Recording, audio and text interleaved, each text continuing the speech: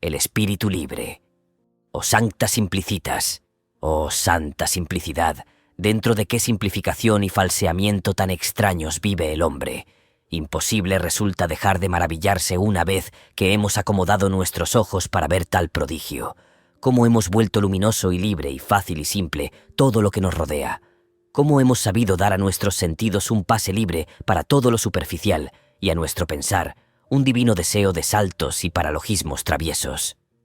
Cómo hemos sabido desde el principio mantener nuestra ignorancia a fin de disfrutar una libertad, una despreocupación, una imprevisión, una intrepidez, una jovialidad apenas comprensible de la vida, a fin de disfrutar la vida. A la ciencia, hasta ahora, le ha sido lícito levantarse únicamente sobre este fundamento de ignorancia que ahora ya es firme y granítico. A la voluntad de saber solo le ha sido lícito levantarse sobre el fundamento de una voluntad mucho más fuerte, la voluntad de no saber, de incertidumbre, de no verdad. No como su antítesis, sino como su refinamiento, aunque el lenguaje, aquí como en otras partes, sea incapaz de ir más allá de su propia torpeza y continúe hablando de antítesis allí donde únicamente existen grados y una compleja sutileza de gradaciones. Aunque, asimismo, la inveterada tartufería de la moral, que ahora forma parte, de modo insuperable, de nuestra carne y sangre, distorsione las palabras en la boca de nosotros mismos, los que sabemos. Sin embargo, acá y allá nos damos cuenta y nos reímos del hecho de que la mejor ciencia sea precisamente la que más quiere retenernos dentro de este mundo simplificado, completamente artificial, fingido, falseado, porque ella ama, queriéndolo sin quererlo, el error, porque ella, la viviente, ama la vida. Después de tan jovial preámbulo, no quisiera que no se oyese una palabra seria. Se dirige a los más serios. Tened cuidado, vosotros los filósofos y amigos del conocimiento, y guardaos del martirio, de sufrir por amor a la verdad, incluso de defenderos a vosotros mismos. Corrompe toda la inocencia y toda la sutil neutralidad de vuestra conciencia, os vuelve testarudos en enfrentaros a objeciones y trapos rojos, os entontece, os animaliza, os convierte en toros el hecho de que vosotros, al luchar con el peligro, la difamación, la sospecha, la repulsa y otras consecuencias aún más toscas de la enemistad, tengáis que acabar presentándoos como defensores de la verdad en la tierra. Como si la verdad fuese una persona tan indefensa y torpe que necesitase defensores. Y precisamente vosotros, caballeros de la tristísima figura, señores míos mozos de esquina y tejedores de telarañas del espíritu. En última instancia, bien sabéis que no debe importar nada el hecho de que seáis precisamente vosotros quienes tengáis razón, y asimismo sabéis que hasta ahora ningún filósofo ha tenido todavía razón, y que sin duda hay una veracidad más laudable en cada uno de los pequeños signos de interrogación que colocáis detrás de vuestras palabras favoritas y de vuestras doctrinas preferidas, y en ocasiones detrás de vosotros mismos, que en todos los solemnes gestos y argumentos invencibles presentados ante los acusadores y los tribunales. Es preferible que os retiréis, huid a lo oculto, y tened vuestra máscara y sutileza para que os confundan con otros, os teman un poco, y no me olvidéis el jardín con verjas de oro, y tened a vuestro alrededor hombres que sean como un jardín, o como música sobre aguas a la hora del atardecer, cuando ya el día se convierte en recuerdo. Elegid la soledad buena, la soledad libre, traviesa y ligera, la cual os otorga también derecho a continuar siendo buenos en algún sentido.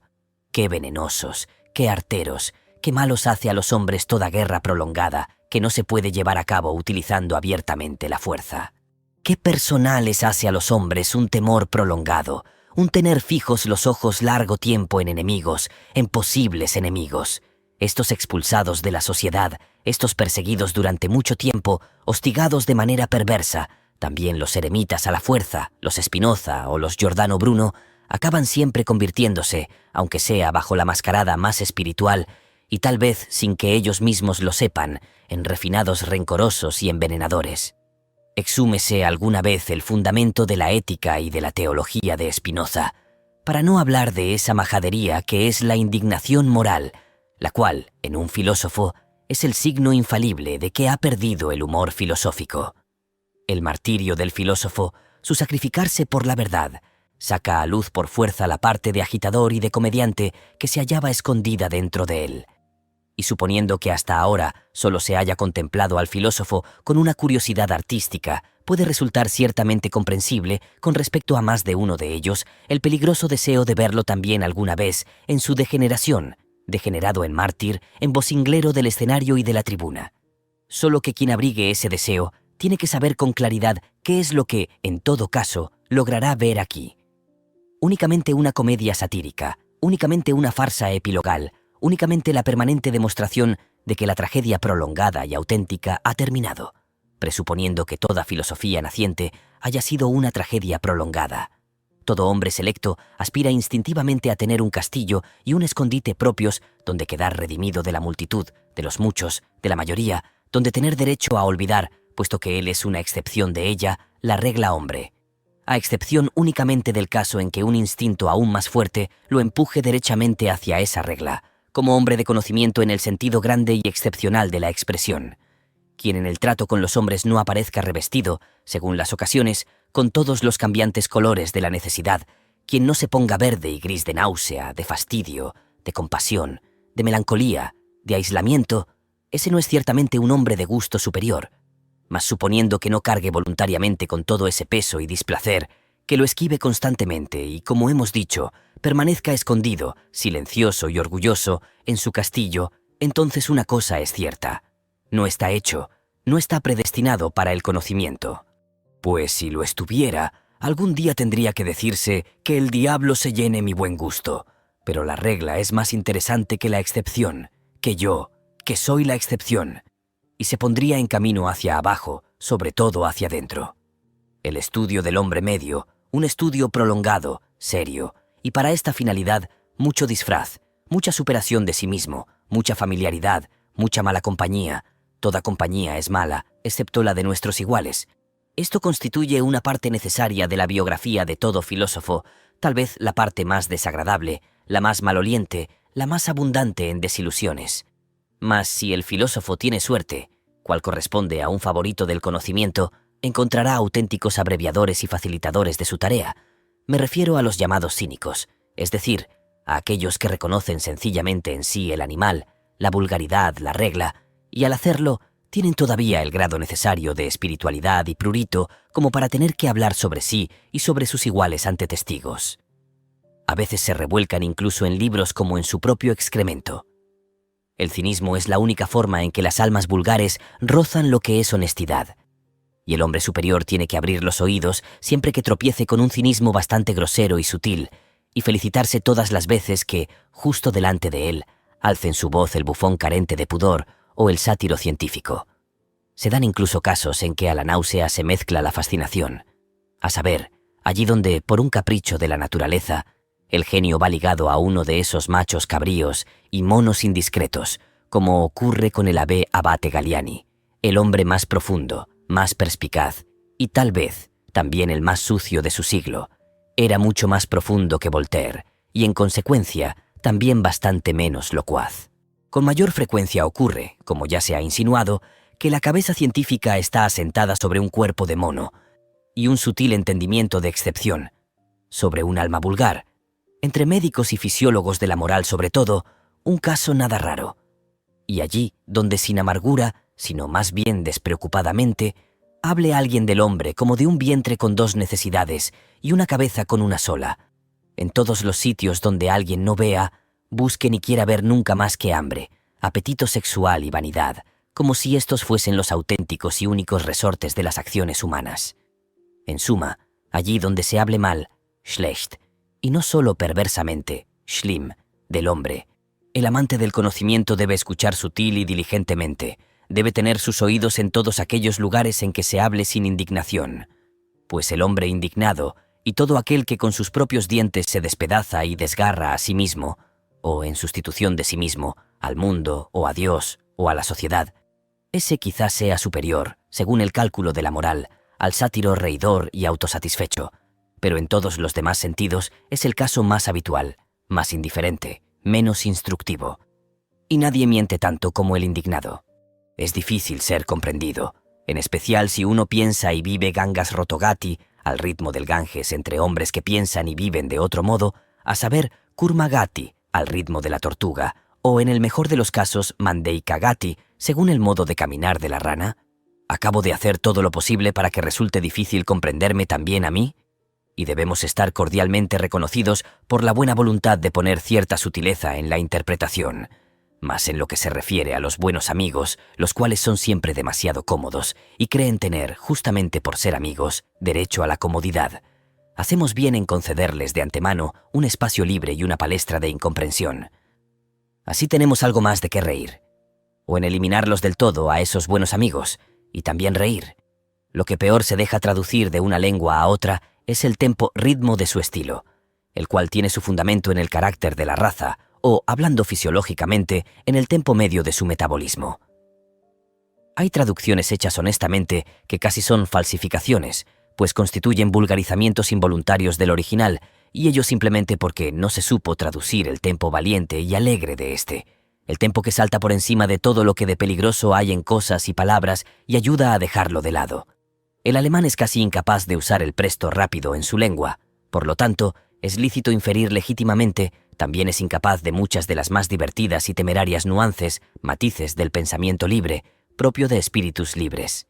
Así como el bufo bufón y el sátiro son ajenos a su cuerpo y a su conciencia, así Aristófanes y Petronio le resultan intraducibles. Todo lo serio, pesado, solemnemente torpe, todos los géneros fastidiosos y aburridos del estilo están desarrollados entre los alemanes con abundantísima multiformidad. Perdóneseme que diga, pues es un hecho, que ni siquiera la prosa de Goethe, con su mezcolanza de tiesura y gracia, constituye una excepción, ya que es reflejo de los buenos tiempos antiguos, de los cuales forma parte, y expresión del gusto alemán en la época en que todavía existía un gusto alemán, el cual era un gusto rococó in moribus et artibus en las costumbres y en las artes. Lessing es una excepción gracias a su naturaleza de comediante que entendía muchas cosas y era entendido en multitud de ellas. Él, que no en vano fue el traductor de Bayle y que gustaba de refugiarse en la cercanía de Diderot y Voltaire y aún más entre los autores de la comedia romana. También en el tempo, ritmo, amaba Lessing el libre pensamiento, la huida de Alemania. Mas ¿cómo sería capaz la lengua alemana de imitar, ni siquiera en la prosa de un Lessing, el tempo de Maquiavelo, quien en su Príncipe nos hace respirar el aire seco y fino de Florencia y no puede evitar el exponer el asunto más serio en un allegrísimo impetuoso? ¿Acaso no sin un malicioso sentimiento de artista por la antítesis que osaba llevar a cabo? Los pensamientos eran largos, pesados, duros, peligrosos, y el tempo de galope y de óptimo y traviesísimo humor. ¿A quién, en fin, le sería lícito atreverse a realizar una traducción alemana de Petronio, el cual ha sido, más que cualquier gran músico hasta ahora, el maestro del presto, por sus invenciones, ocurrencias, palabras? ¿Qué importan, a fin de cuentas, todas las ciénagas del mundo enfermo, perverso, incluso del mundo antiguo, cuando se tiene, como él, los pies, el soplo y el aliento, la liberadora burla de un viento que pone sanas todas las cosas, haciéndolas correr?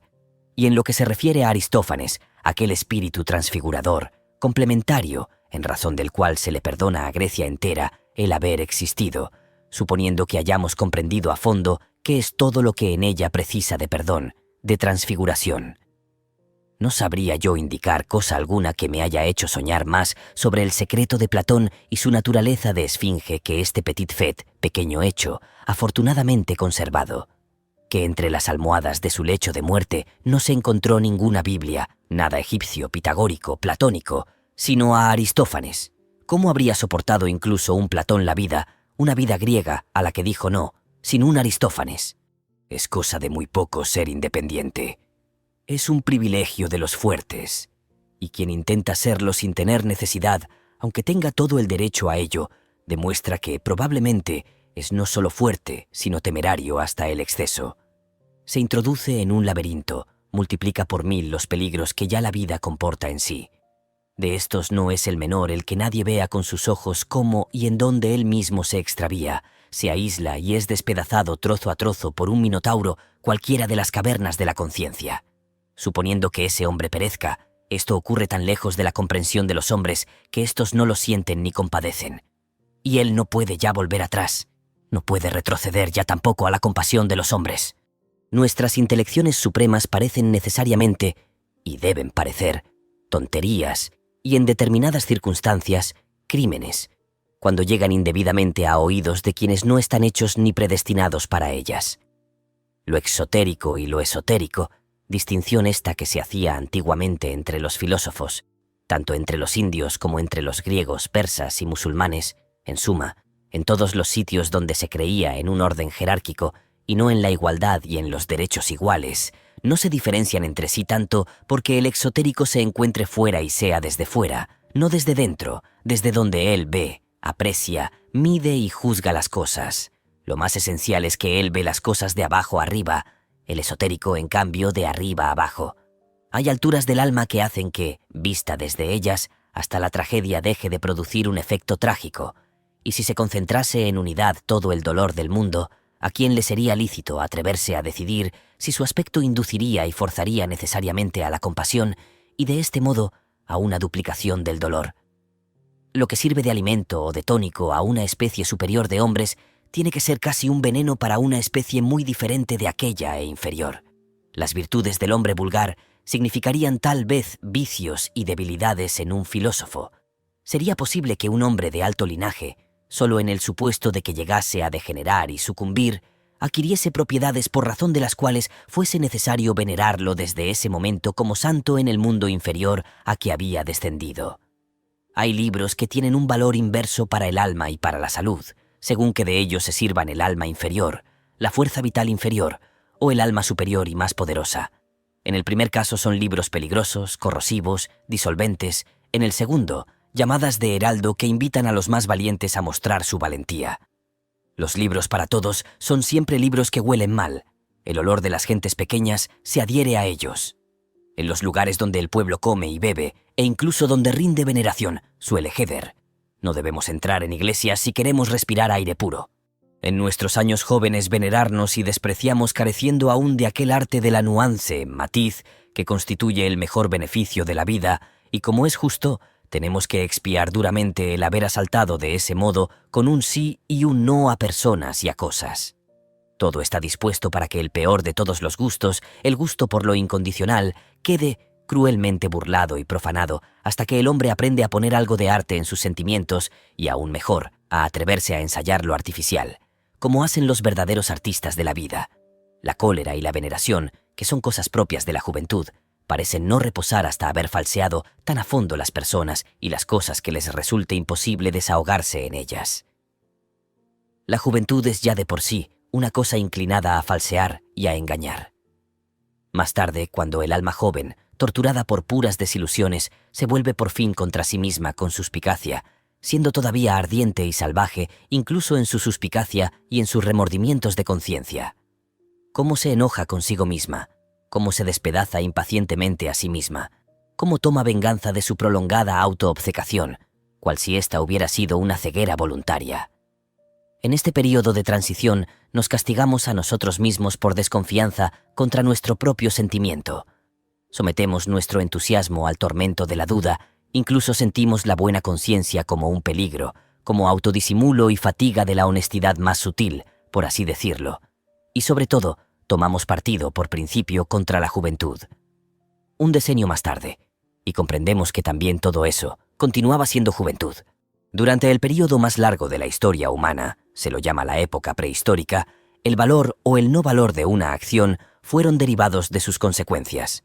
Ni la acción en sí, ni tampoco su procedencia eran tomadas en consideración, sino que, de manera parecida a como todavía hoy en China, un honor o un oprobio rebotan desde el hijo a sus padres, así entonces era la fuerza retroactiva del éxito o del fracaso lo que inducía a los hombres a pensar bien o mal de una acción. Denominemos a este período el período premoral de la humanidad, el imperativo «conócete a ti mismo». Era entonces todavía desconocido.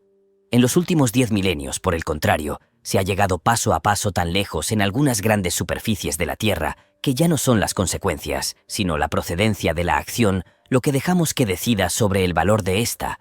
Esto representa, en conjunto, un gran acontecimiento, un considerable refinamiento de la visión y del criterio de medida, la repercusión inconsciente del dominio de valores aristocráticos y de la fe en la procedencia, el signo distintivo de un período al que es lícito denominar, en sentido estricto, período moral. La primera tentativa de conocerse a sí mismo queda así hecha. En lugar de las consecuencias, la procedencia. ¡Qué inversión de la perspectiva! Y con toda seguridad, una inversión conquistada tras prolongadas luchas y vacilaciones. Desde luego, una funesta superstición nueva, una peculiar estrechez de la interpretación, lograron justo por esto conquistar el dominio. Se interpretó la procedencia de una acción, en el sentido más preciso del término, como procedencia derivada de una intención. Se acordó creer que el valor de una acción reside en el valor de su intención. La intención, considerada como procedencia y prehistoria enteras de una acción, bajo este prejuicio se ha venido alabando, censurando, juzgando, también filosofando, casi hasta nuestros días. ¿No habríamos arribado nosotros hoy a la necesidad de resolvernos a realizar, una vez más, una inversión y un desplazamiento radical de los valores, gracias a una autognosis y profundización renovadas del hombre? ¿No nos hallaríamos nosotros en el umbral de un período que, negativamente, habría que calificar por lo pronto de extramor a hoy, cuando al menos entre nosotros los inmoralistas alienta la sospecha de que el valor decisivo de una acción reside justo en aquello que en ella es no intencionado, y de que toda su intencionalidad, todo lo que puede ser visto, sabido, conocido conscientemente por la acción, pertenece todavía a su superficie y a su piel, la cual, como toda piel, delata algunas cosas, pero oculta más cosas todavía?